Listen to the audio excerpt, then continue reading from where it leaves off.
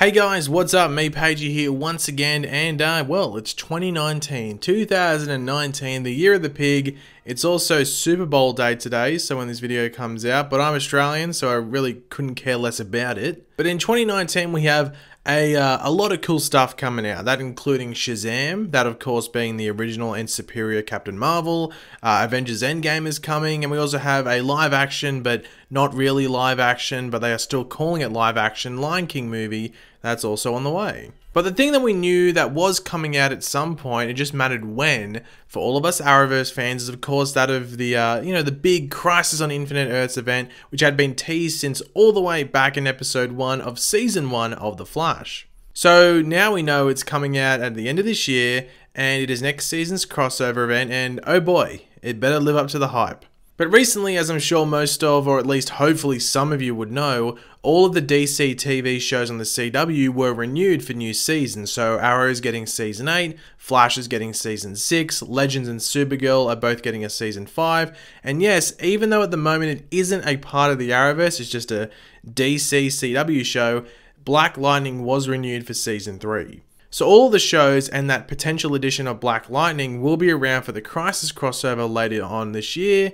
And of course, we know that Batwoman will be filming its pilot episode in March, and is like 99.97% getting its a series, like a full series, and that, she will be a part of the crossover in some capacity, most likely, just like we saw this season in the Elseworlds crossover.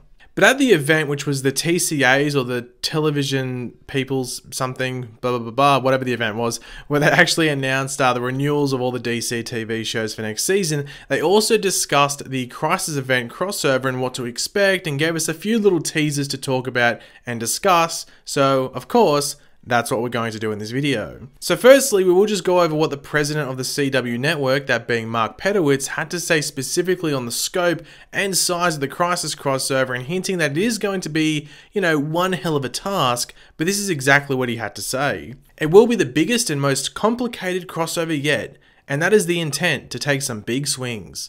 I can't tell you if it'll follow the comic book version, but it'll take some big swings. We're talking about a number of different ways to go. It is Crisis on Infinite Earths, and if you know the history, things collapse.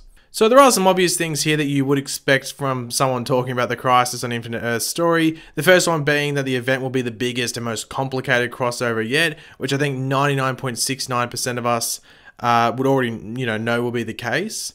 Obviously, if this was a movie, it would still be a ridiculous thing. Like, Crisis on Infinite Earths is like 20 Infinity Wars and about maybe 5 Endgames put together. Like, it's a ridiculous story, and the fact that we're getting on TV is pretty impressive. And if they pull it off, then wow. But I'm just saying, like, if this was a movie, it would be a mammoth task. So imagine a TV show trying to do it as well. I am very interested to see how they managed to pull it all off, and whether they just, stopped filming the other shows for a long period of time in order to just nail this and make sure everyone's focus is solely on this crossover.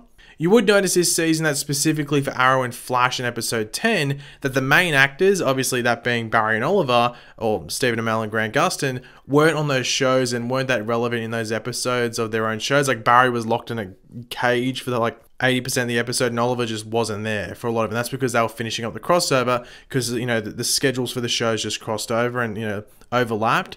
So hopefully with this, they just dedicate a good month to month and a half just to, film it. So yeah, it wouldn't surprise me if they just straight up dedicate that time, as I said, like month to month and a half, or 4 to 6 weeks of everyone's time just solely to just filming this crossover. Of course, we don't know what episodes the crossover will take up. Usually it's episode 8, but this season they did episode 9 just to change it up a bit.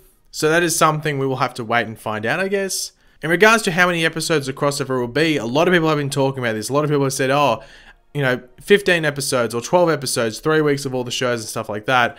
But obviously Arrow, Flash, Supergirl, and Legends will have episodes most likely. But if you also incorporate the possibility of Batwoman maybe airing by this point in the season, depends if they want it to be an October starting show like all the other shows, or have it be a mid-season premiere show, so starting around like this time next year.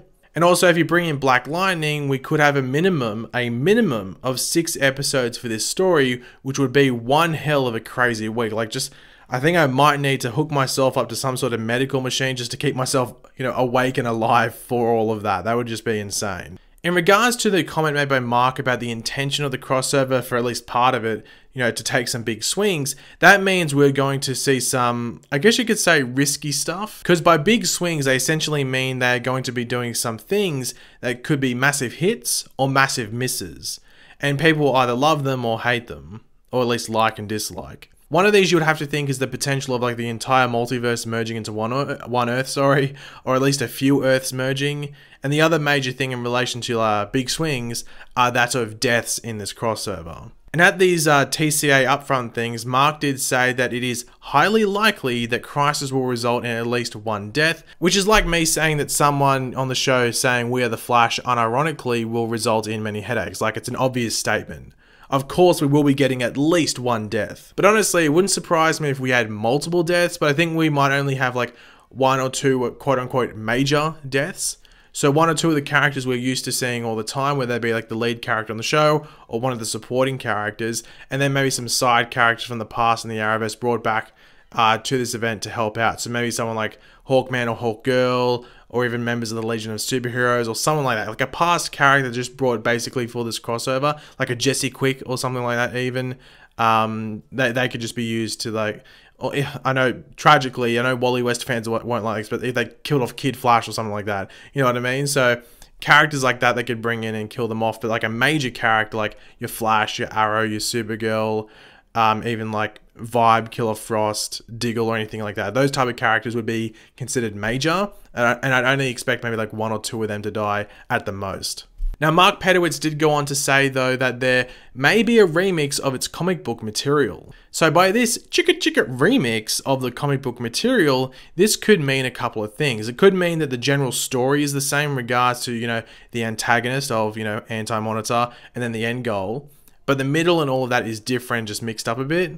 Or it could even be hinting at deaths and survivals.